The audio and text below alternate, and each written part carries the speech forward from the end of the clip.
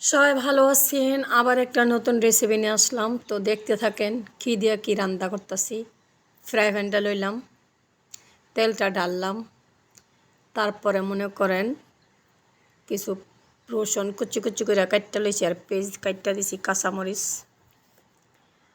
তো দেখতে থাকেন কী দিয়ে কী রান্তাছি। মানুষরা যখন যেটা দিতে পারবেন তখনই তার ভালোবাসা আদর পাইবেন।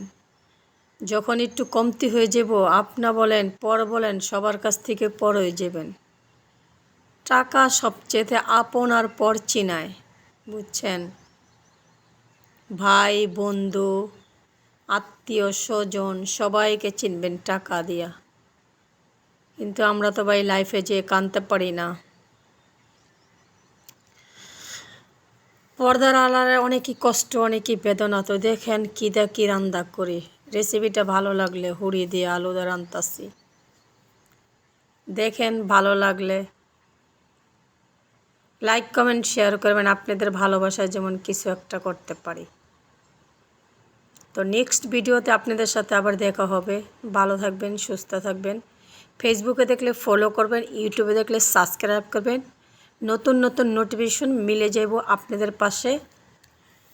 তো আর কি বলবো, এইখানে আপনাদের কাছ থেকে বিদায় নিতেছি। আল্লাহ।